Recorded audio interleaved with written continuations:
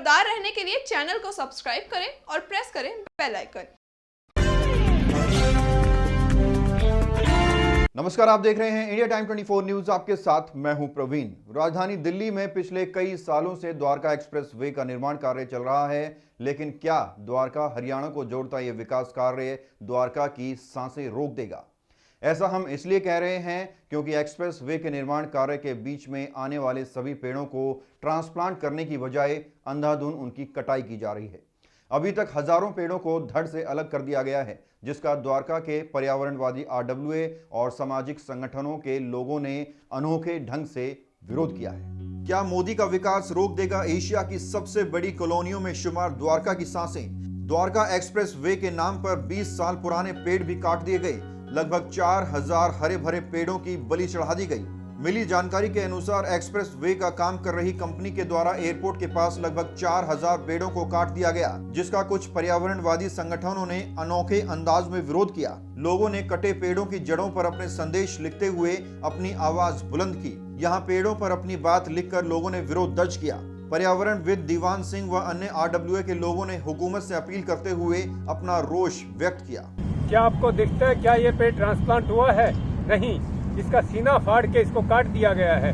इस तरह 4000 पेड़ द्वारका के इस रोड पर काट दिए गए हैं। क्या ये विकास है या विनाश है? मैं अपील करता हूँ देश के प्रधानमंत्री इन पेड़ों को बचाएं। दिल्ली के हुक्मरानों से, दिल्ली के मुख्यमंत्री से कि पेड़ों को मत काटो, इनको लगाओ कहीं। रोड चौड़ा करने की जरूरत है या पेड़ों को बचाने की जरूरत है, इस पर फैसला लो।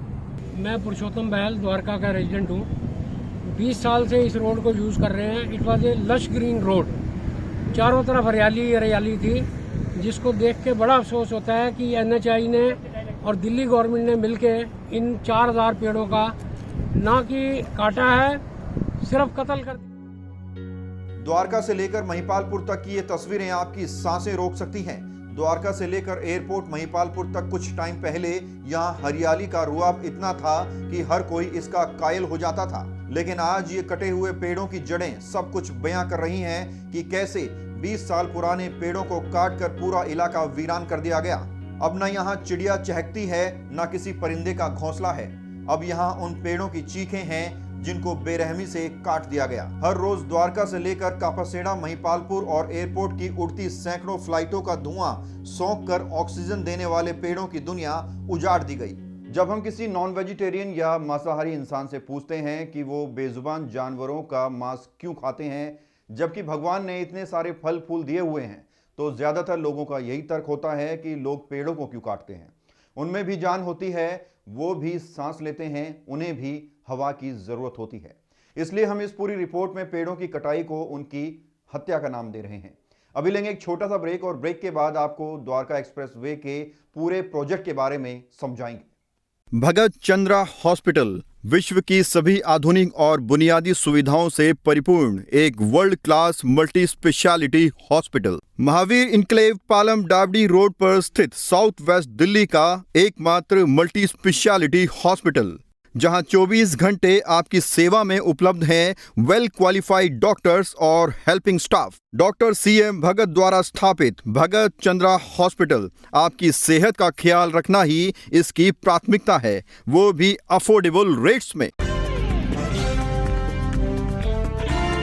और ब्रेक के बाद आपका स्वागत है। अब आइए आपको द्वारका एक्सप्रेस वे के पूरे प्रोजेक्ट के बारे में बताते हैं।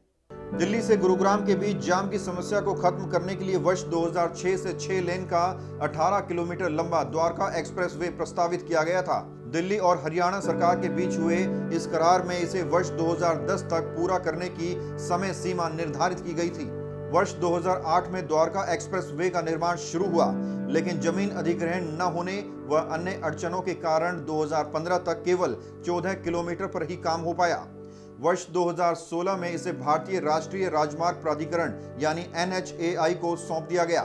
NHAI के अधीन आने के बाद इस एक्सप्रेस वे की कुल लंबाई बढ़ाकर 27 किलोमीटर कर दी गई। एक्सप्रेस वे का 18 किलोमीटर का हिस्सा गुरुग्राम में और 9 किलोमीटर का हिस्सा दिल्ली में आता है। गुरुग्राम क्षेत्र में न्यू पालम विहार और खेड़ की दौला में बने मकान इसमें अड़चन बने हुए थे, जिसके कारण निर्माण कार्य लंबे समय तक बाधित रहा। मई 2018 में कोर्ट ने प्लॉट मालिकों के हक में फैसला सुनाते हुए हरियाणा शहरी विकास प्राधिकरण को वैकल्पिक प्लॉट व मुआवजा देने के आदेश दिए, जिसके बाद गुरुग्राम क्षेत्र के हिस्से की सभी अड़चनें दूर कर ली गई। लेकिन दिल्ली क्षेत्र में करीब 15,000 पेड़ इसके निर्माण में अभी भी अड़चन बने हुए थे, जिन्हें हटाने के लिए दिल्ली सरकार ने मंजूरी दे दी थी।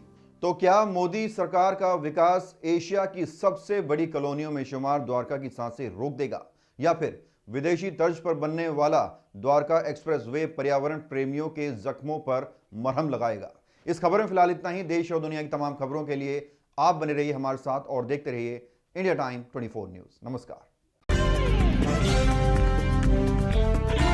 खबरों से खबरदार रहने के लिए चैनल को सब्सक्राइब करें और प्रेस करें बेल आइकन।